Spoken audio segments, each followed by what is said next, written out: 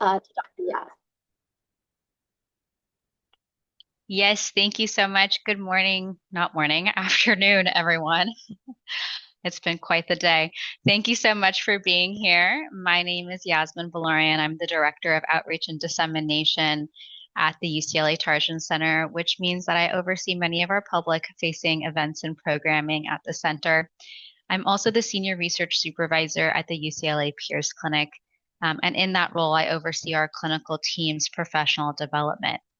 My educational background, however, is in education, specializing in autism and, neurodevelopmental differences. And much of my research has focused on the development and testing of professional development programs, both for early educators, so in kindergarten through second grade classrooms, and on the other end of the spectrum, for faculty in higher education. And so today's presentation kind of brings those threads together, if you will. Um, I'll share evidence-based strategies for supporting neurodivergent college students, particularly in STEM settings. Some of what I'll cover draws from a faculty training program that my colleague and I developed. Some of it is inspired by what, a few of you said and asked for in this talk through the event survey that was shared. So thank you for completing that. And all of it is grounded in current research and practice. Before I move forward, it would be great if you feel comfortable to go ahead and in the chat introduce yourselves, maybe, your name, department, and university. I know we have folks here from UCLA as well as folks from other campuses. So it'd be great to get to know a few of you through the chat. And then also, I wanted to note that I am really honored to be invited to share this work as part of UCLA Disability Pride Week. So thank you to UCLA CEILS for hosting this event. Okay, just want to make sure. Can you all see my screen? Yes, okay, fantastic. I wanted to start with this quote because it really captures what I hear echoed across different levels of education, from K through 12 classrooms to university settings. Um, Give me one second here. You guys have disappeared. There we go. And so the quote says, I feel like I have to do a lot of self-advocacy and explaining. Having instructors know more about neurodiversity would make the pursuit of learning just overall less stressful. So this student is talking about needing to constantly self-advocate and explain, something that's incredibly common among neurodivergent learners. So when instructors don't have the language, the awareness, or the frameworks to recognize neurodiversity, that burden falls entirely on the student. And we know from the research that this constant need for self-advocacy contributes to stress, to burnout, and in higher education, even attrition, especially in STEM fields where expectations are often perceived to be rigid and unwritten norms are strong. So this quote is a reminder of why this conversation matters. And when we look across the UC system, this issue comes into, sharp focus. According to a 2022 report from the UC Office of the President, nearly 19,000 students across UC campuses receive disability-related accommodations each year. That accounts for about 7% of the total student population. And that number has been rising steadily, which reflects both population growth and better awareness of available supports. Now, over half of these accommodations are connected directly to neurodevelopmental and learning differences, as well as autism and ADHD. Specifically, 53% of our student community have a registered disability that falls under the category of neurodivergence, right? So over half. And in an earlier report, the graduation rate for neurodivergent students was reported as 58% compared to 79% for students without disabilities. Similarly, compared to other disability groups, we know that neurodivergent students reported decreased campus friendliness, safety, and respect. So another reason for why this matters. And when we talk about neurodiversity in higher education more broadly, we're not talking about a small group. Recent estimates suggest that as many as 1 in 3 college students identify as neurodivergent, depending on how broadly we define it. And yet, STEM fields continue to show some of the highest rates of attrition among neurodivergent students. So, we all know these are bright, motivated learners that are often drawn to STEM because of strong pattern recognition, maybe it's intense focus, or just curiosity in the field. But the environment itself can make persistence more difficult. And what's key here is that most barriers don't stem from the student's ability per se. It's actually from course design. So things like pacing and communication norms, assessment structures, sensory load and lab spaces. We'll talk about a lot of these things today. But this just means that there's room for change, right? These are things that we can have a hand in changing. And the good news is also that inclusive STEM teaching benefits everyone, right? Not just neurodivergent students. When courses are designed with flexibility and transparency, there are outcomes of learning and engagement and retention that really improve across the board. So, with that context in mind, here's where we're headed today. First, we'll start by kind of defining a few terms, neurodiversity and neurodivergence, and how those terms are used in higher education and why language and framing really matter when we think about our students. Next, we'll look at some of the common barriers and strengths with neurodivergent students, particularly those in STEM. And finally, we'll move into practice, right? Looking at some of those evidence-based strategies for inclusive teaching. My goal in this talk is to share small, actionable shifts in course design and communication that can really make a difference in engagement, belonging, and learning outcomes for all of your students. So let's talk about neurodiversity. When we talk about neurodiversity, we're talking about the natural variation in how people think, how they learn, how they communicate, and how they interact with the world. This term was first coined in the late 1900s, so about 30 years ago, by sociologist Judy Singer. And it's become a really important way to describe cognitive diversity without labeling those differences as deficits, right?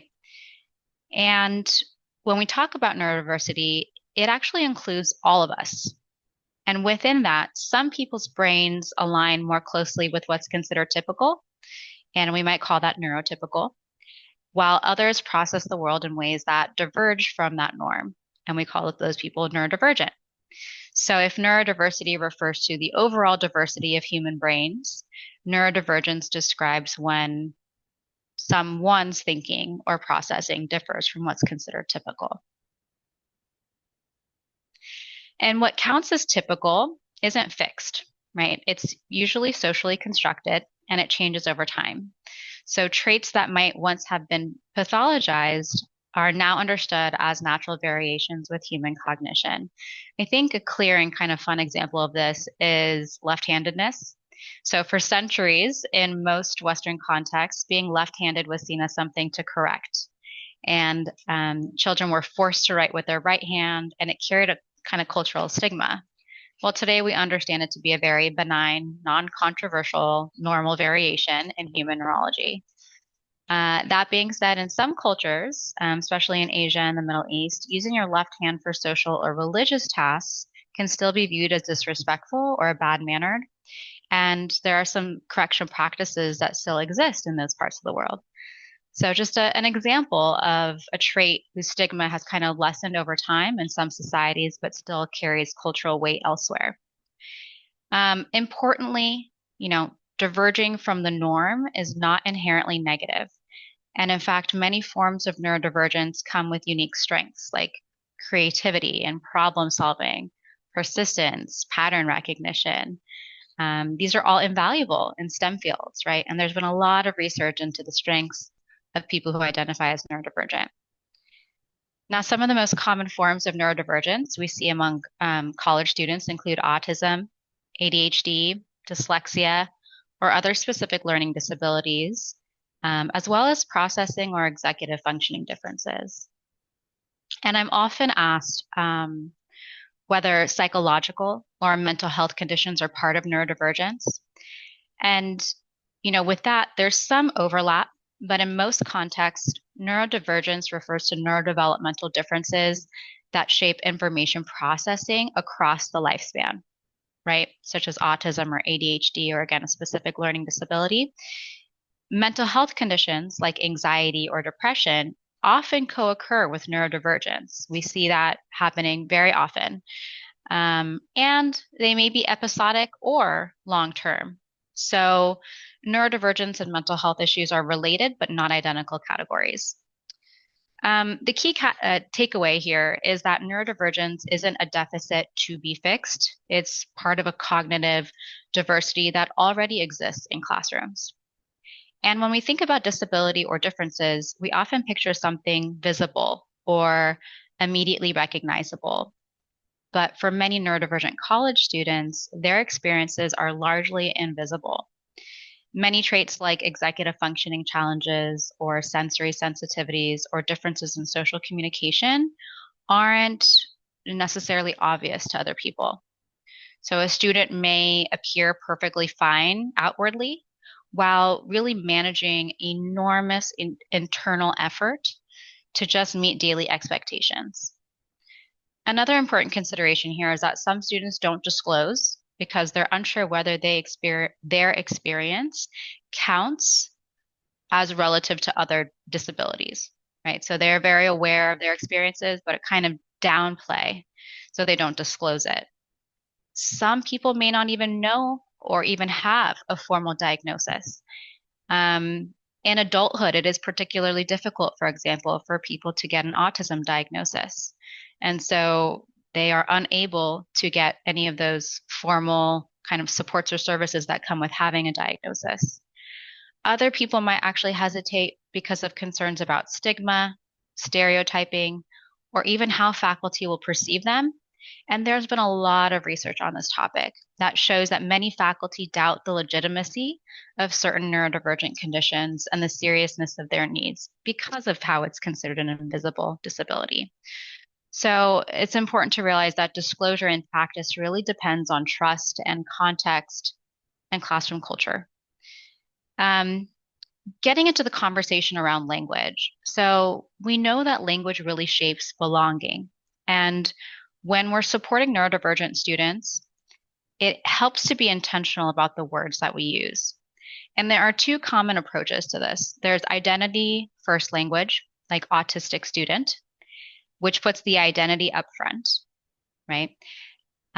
Many in autistic, deaf, and blind communities actually prefer this language because it reflects pride and treats the identity as integral to the person.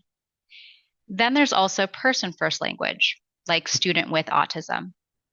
And this emphasizes the person before the diagnosis. So person first language has really came from a place of respect and is still widely used in medical fields, and is preferred by some people in the community, particularly parents or caregivers. Though some people feel that it implies that the condition is something to overcome. So the kind of point here in best practice is there isn't really a single correct choice across all students. Institutional style guides often default to person first, but best practice is actually to ask and honor preferences. And that can be a little bit tricky or feel tricky. But for example, if a student discloses to you, and if and only if a student discloses to you that, for example, they are autistic, one way to do that is to say, you shared that you're on the autism spectrum. What language do you prefer when we talk about your neurodivergence, right? Just to kind of ask up front. And I'm not here as like the language police, right? But the reason why this is important is because affirming language really communicates respect. It reduces stigma, and we know that it builds trust, which is so important between faculty and students. Now, shifting gears, when we look at the STEM learning environment through the lens of neurodiversity, there are several consistent barriers that emerge across the research. The first is rapid pacing and high cognitive load. So STEM courses often cover dense material quickly, which can make it hard for students who process information differently to keep up, even when they deeply understand the context. So it's not for a lack of understanding. Second, unclear expectations or hidden social rules. So things like unwritten norms around lab collaborations or how to ask for help. can really disadvantage students who rely on explicit communication. Another area is group work. This frequently comes up and was brought up in the event survey as well. Without structured rules or guidance, these settings can really amplify anxiety for students and lead to uneven participation even. Then there are high stakes timed assignments, right, which tend to measure speed rather than the depth of understanding. And finally, sensory and environmental factors like bright lights and noise or cramped lab spaces. So that can make STEM courses especially challenging for some students. So these barriers really reflect a mismatch between how courses are structured and the diversity of minds that we actually have in our classrooms. And over the next few slides, what I'm going to do is really narrow in on some specific barriers and then follow each of those with evidence-based recommendations to overcome those barriers. So the first one is one of the most common barriers that neurodivergent undergraduate students report in STEM courses, and that's group work. So in a recent qualitative study that I'll highlight by Salvatore and colleagues, neurodivergent students in STEM fields described how group work could be both helpful and challenging. But the challenges often outweighed the benefits when communication and expectations weren't clear. And they talked about difficulties, for example, in communication. So when group members didn't share expectations or respond in predictable ways. They also noted uneven expectations around who's supposed to do what. Social dynamics, right? Some of these social dynamics made them feel excluded or dismissed. And also a hidden workload. So, work would often fall on them when other people didn't follow through. And so these are just some examples of kind of, again, that misalignment about how neurodivergent students plan, communicate, and process information and how group work is typically structured. This study was specific to STEM, but I think in general, the issue with group work is the same across departments. So these recommendations do apply specifically for STEM faculty, but also to other faculty using group work in their courses.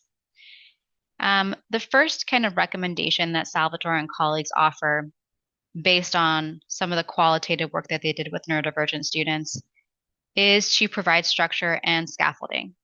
So practically speaking, that looks like building in clear timelines, breaking down tasks, and defining roles within the group. Other things like adding brief check-ins or progress meetings can really help so that coordination doesn't pile up towards the end.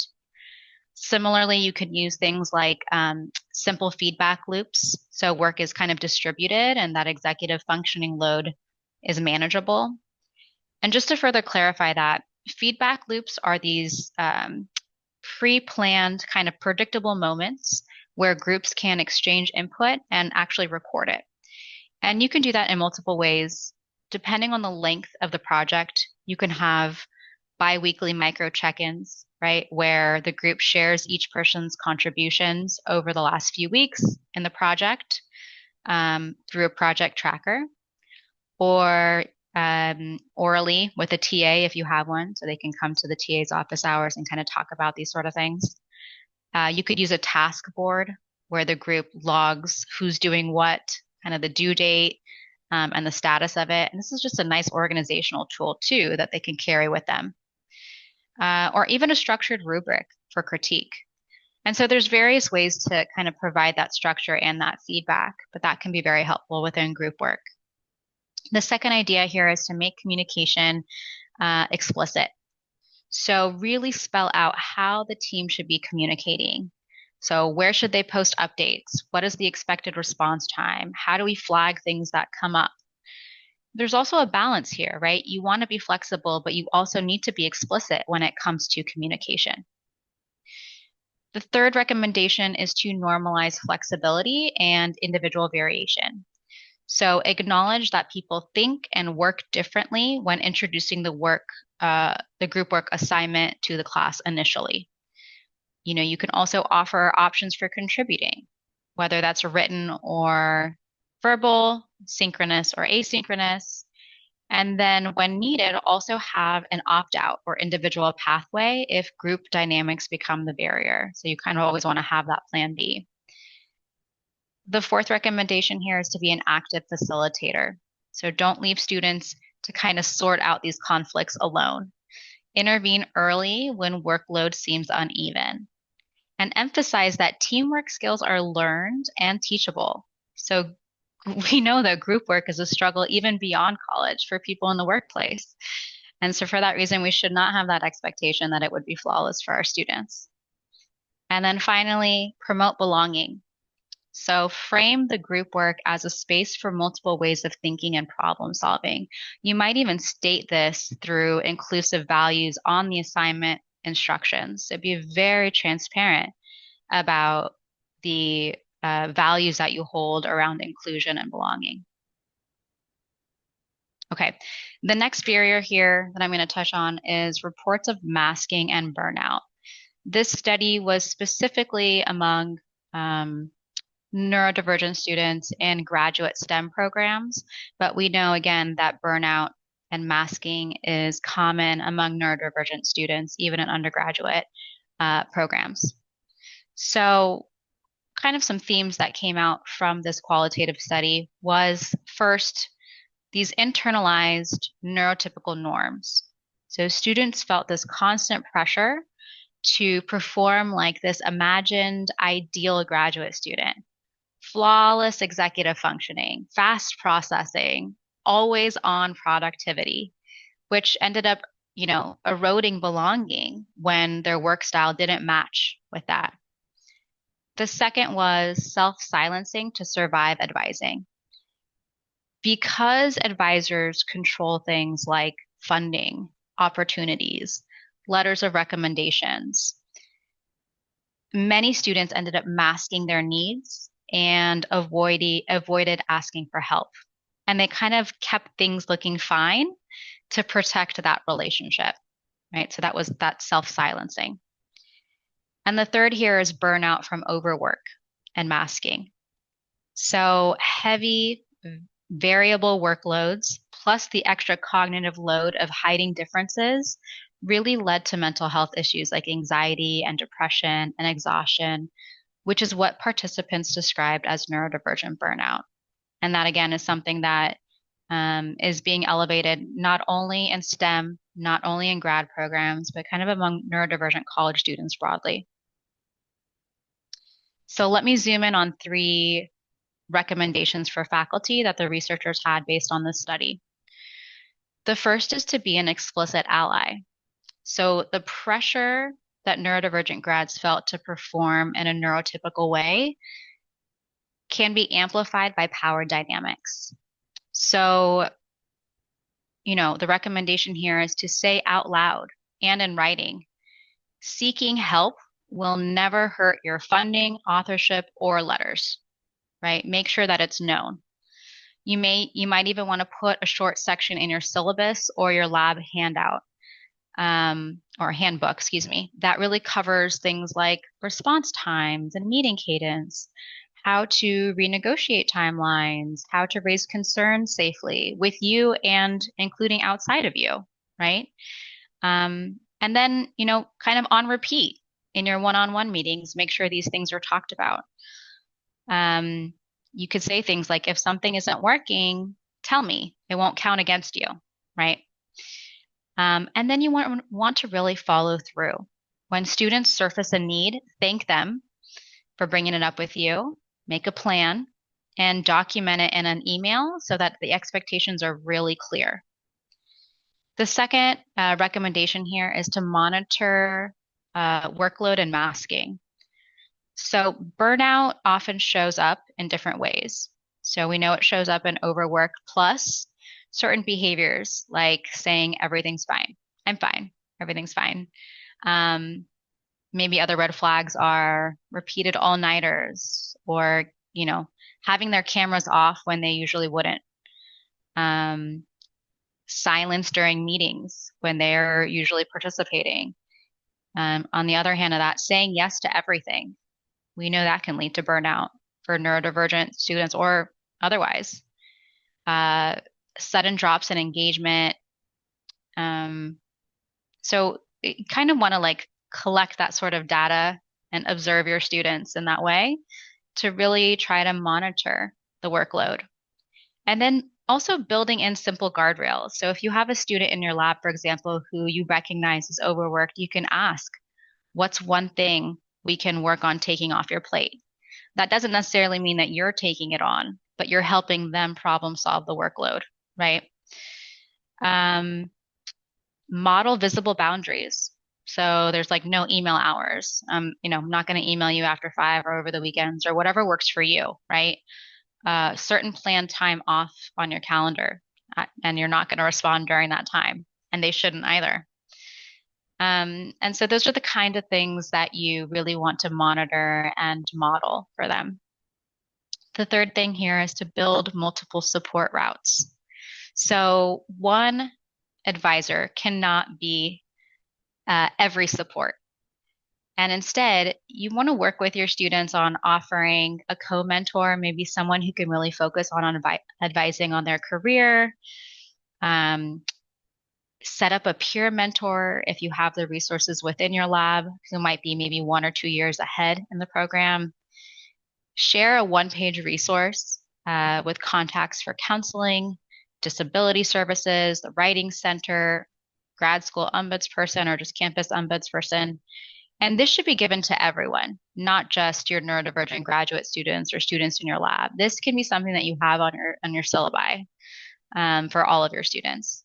And so taken together, kind of clear allyship, active like workload management, and multiple support routes can really lower the cognitive and emotional tax of masking. So those were kind of the recommendations that came into play there. The last barrier that I'm going to focus on here is scholarly writing.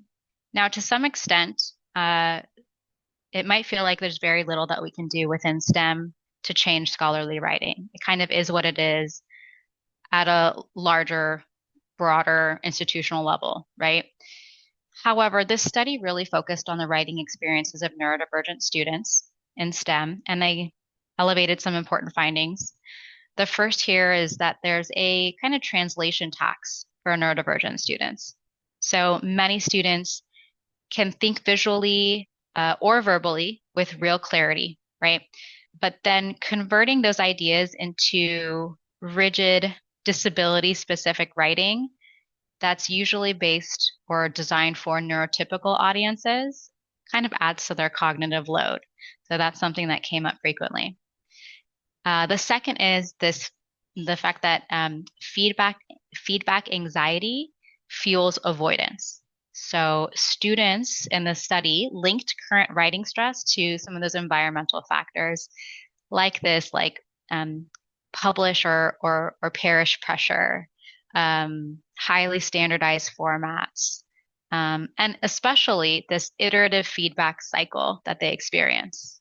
So when drafts come back with heavy markups that can reactivate past negative experiences and stigma for them and feed into either being a perfectionist or a procrastinator, and it again fuels their anxiety. And the third part here is progress needs social structure. So many students are kind of blocked by initiation and executive functioning demands.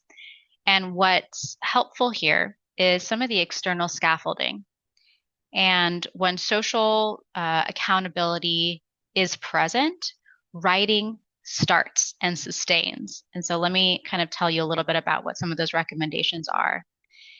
So the authors kind of argue that we should move away from viewing writing difficulties as a cognitive deficit and instead recognize that they often stem from, environmental and social contexts. Again, things like high pressure, rigid expectations, and those intensive feedback cycles. So the first recommendation here is to shift the focus from deficits to design. Create environments where the writing is a process and not a test.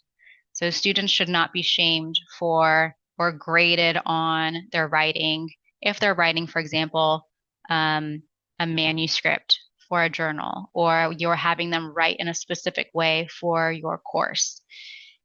You may want to think about using iterative drafts and kind of progress check-ins and kind of normalize multiple rounds of revisions as part of a learning curve. And I say this, and I know that that might, create more work for faculty, right? If you are building in additional check-ins, but there are ways to do that where it does not end up, adding more stress or burden on you per se, and actually makes the experience better in the long run for you and the faculty and the student. The second here is to normalize emotion and imperfection. For many students who associate writing with anxiety or shame, things that might help are sharing your own experiences with revisions. Maybe you model your kind of messy first drafts to them or your outlines. You emphasize that perfectionism is not the goal, but progress is, right? These sort of ways of talking about writing and being transparent about the process can be very helpful in normalizing emotions and imperfections. The third is to make feedback collaborative and not corrective. So avoid overwhelming line edits and instead try to prioritize maybe 2 to 3 actionable points.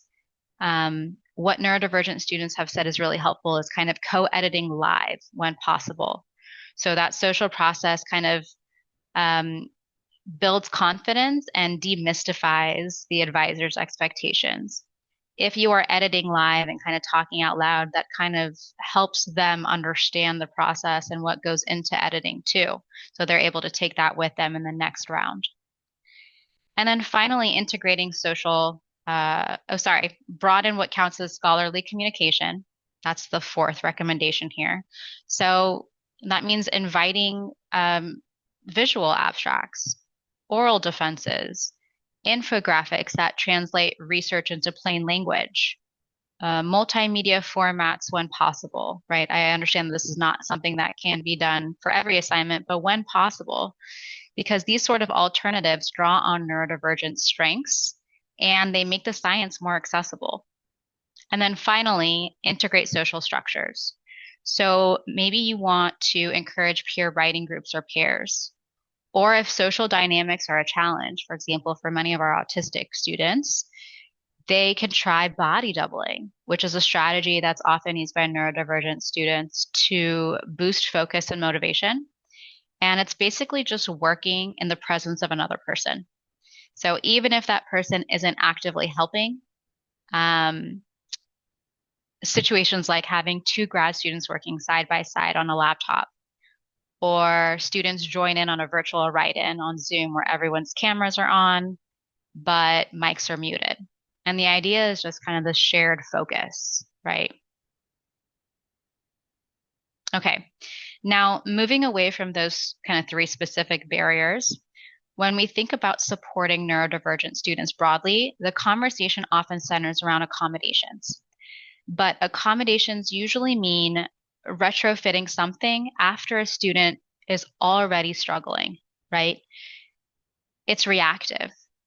And instead, the goal should be to design for variability, right, from the start.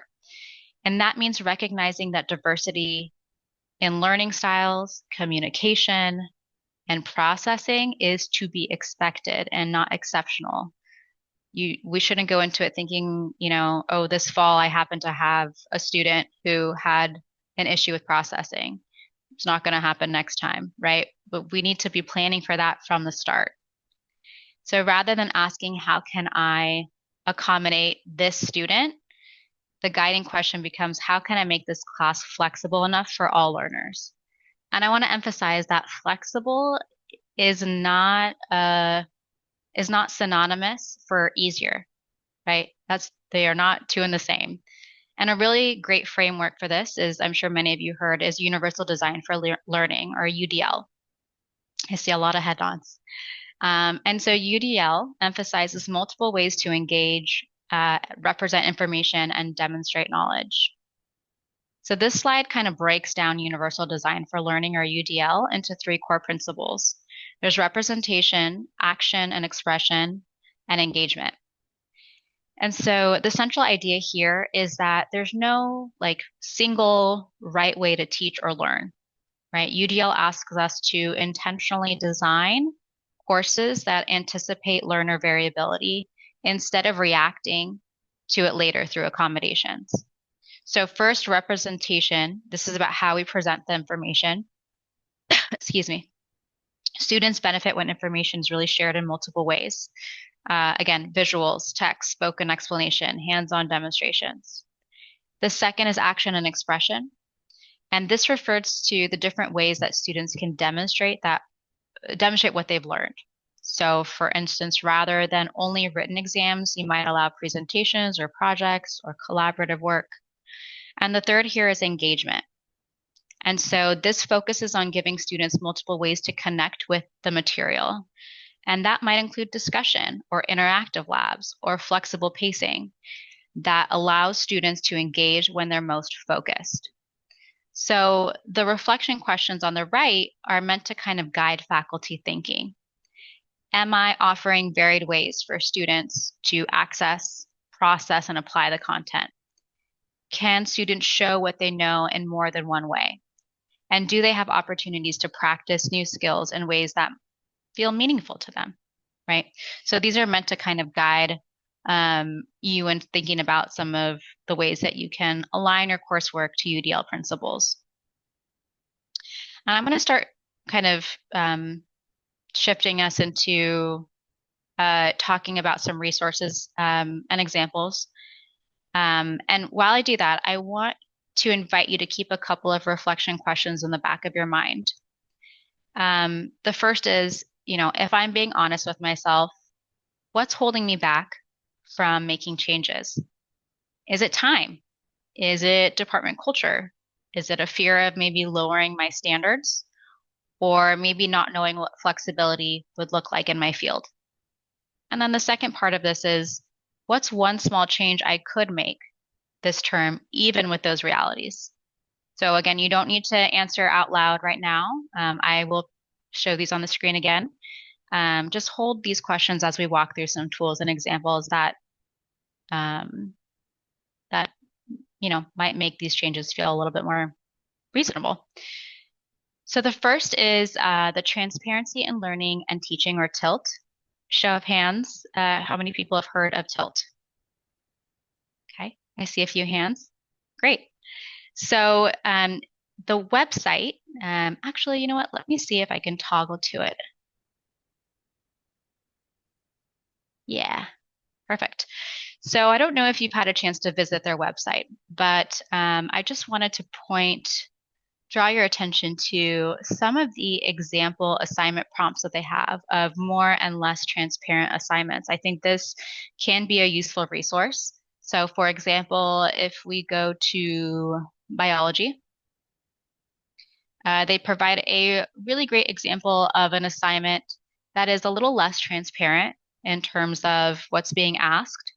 And it's followed by a more transparent assignment. So here you can see there's a lot more information provided around the purpose and the expected skills that they'll be practicing, what sort of knowledge they're going to gain from completing this assignment, what the task is, and then the criteria for success. There even seems to be some example answers in the example kind of resources that they provide. So I think this can be a really helpful resource. Again, lots of example assignments. There's also some video podcasts and some information around their framework that could be useful. Going back to the slides here.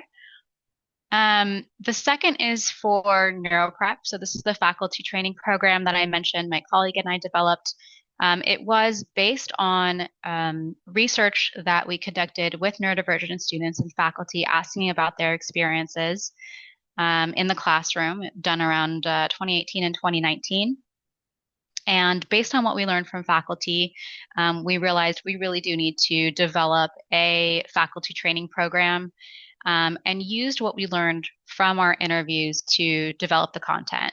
We then formed an advisory committee of faculty, disability support staff, and neurodivergent students to review the training line by line and provide feedback. So that process is documented in this 2024 paper. So I just wanted to post this training if that happens to be beneficial for any of you or other faculty that you may know.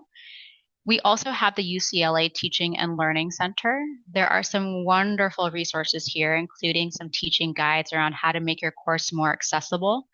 I would absolutely recommend checking out some of those guides. In addition to making your course accessible, they have specifics on digital accessibility and inclusive teaching. There's also teaching toolkits and guides on UCLA CEILS. So this is specifically on diversity, equity, and inclusive practices in STEM classrooms. So this is a wonderful resource as well for anyone looking to kind of make some changes. And then I also wanted to mention the UCLA Tarjan Center here. So we have a program called Access, which stands for Advancing College Capacity for Equitable Student Success. And this is both a webinar series and a newsletter that's geared towards faculty and professionals in higher education settings. So our goal is really to provide professional development to improve college outcomes of neurodivergent students. And so if you're interested in checking out some of the previous recordings from Access, there are a ton of topics from accommodations to supports, diagnosis, a variety of topics related to teaching neurodivergent students in college classrooms. And then I wanted to put a plug in here for UCOD. So the UCLA Committee of Disabilities on Disabilities is comprised of students and faculty, staff, anyone within the UCLA community is welcome to attend these meetings. And the goal is really to identify and analyze problems and propose solutions on anything concerning people with disabilities on campus. And so again, anyone from the UCLA community is welcome to attend. The meetings typically occur on the second Tuesday of every month from 2 to 3:30 virtually. Next month, that would have fallen on Veterans Day, so we moved that to the 18th. So again, just a plug for UCOD. These are some of the resources that I've shared in today's talk. I'm going to take us here to this last slide and really just hopefully spend the rest of this time that we have together on questions. I know that there were some in the chat, but if anyone would like to unmute and ask, or I can kind of go through some of the comments here. Yeah, that's a really good question. I think what I'm hearing here is that there may not be support from the professor that TAs are working with, maybe not all of the time. Some professors may be supportive in making the classroom more inclusive, but not all professors. And I think here, what's important is, you're right. Maybe you don't have the control to change the assignments per se, but you do have control over how you communicate, how you present yourself as an ally, the language that you use. And it may seem trivial, but it really makes a very big impact for the neurodivergent students and their experiences in the classroom. So a lot of the content that I talked about, aside from things like assignment structure, are still relevant for teaching assistants.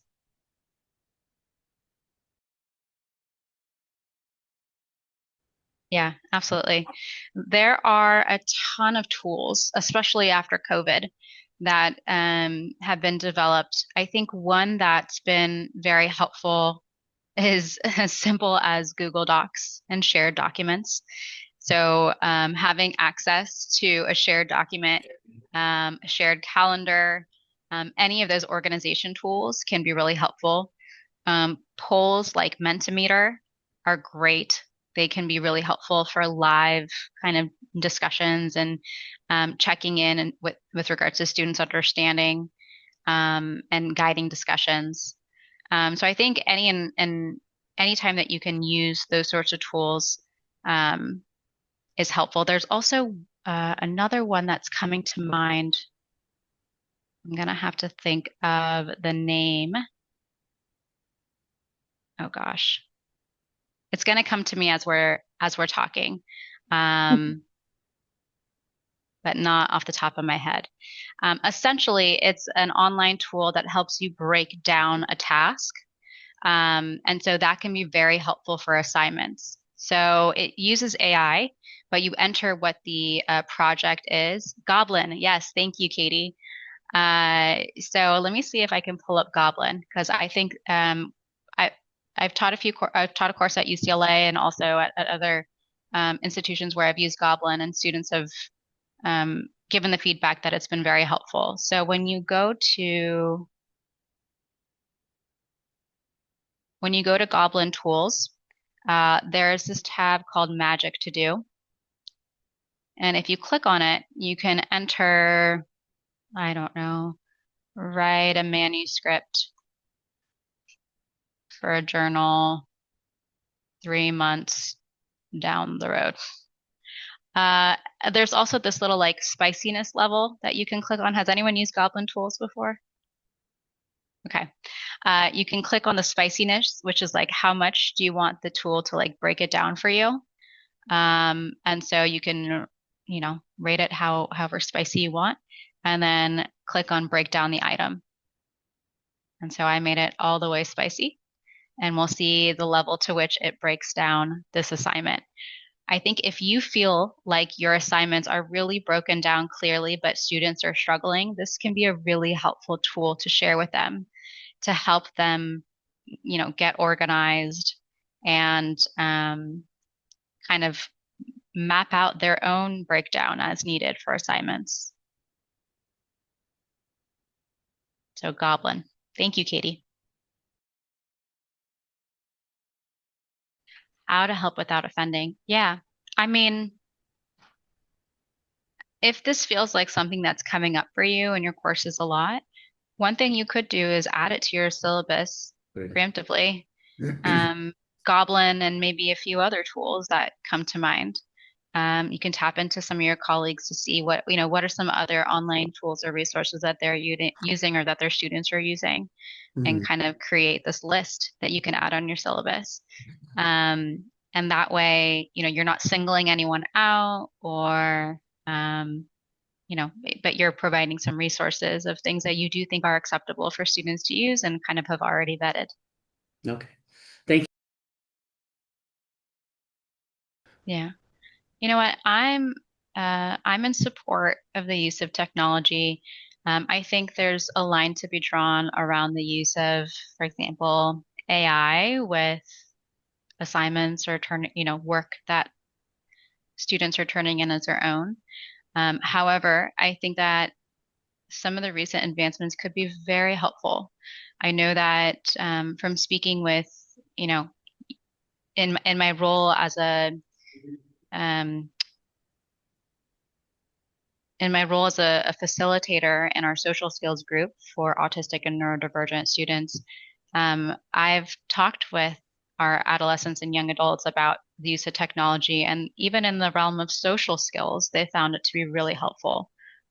What do I do when I'm faced with this situation at school, right? How do I talk, and these are things that we are teaching them as well, but I think just having um, a resource to turn to when there's nothing else that's accessible for them can be really helpful.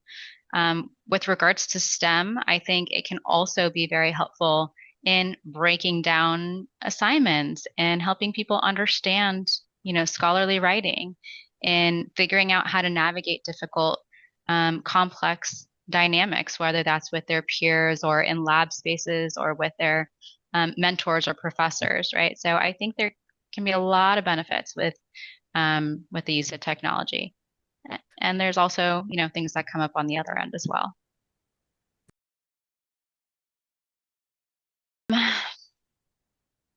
Yeah, it's a really great question. And unfortunately, I feel like we're a little behind when it comes to research on older individuals who are autistic or neurodivergent. I recently had conversations with folks at Emory about developing a training around, um,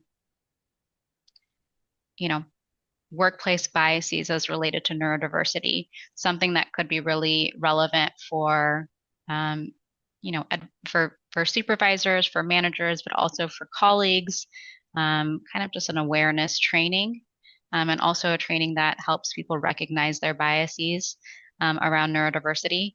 And the conversation really was just, we couldn't get past the fact that there's like a huge gap in this area. So there's not a ton of resources or research being done. Um, but if we look at history, there was quite a bit of research money originally in early education, and early intervention. And then we kind of turned to high school and post-secondary. The field is starting to look at employment and beyond now. So again, we're a little bit behind as we start to realize that the young children who are neurodivergent are now growing up and also have needs. So I think that's something that is starting to be a focus in the field, but we don't have too much that I can share at this time. Thank you so much, Dr. Yas. Let's give a virtual round of applause. Thank you, everyone. I just ended up raising my hand. Apparently, I still don't know how to use Zoom very well. Appreciate everyone's time and participation. Thank you.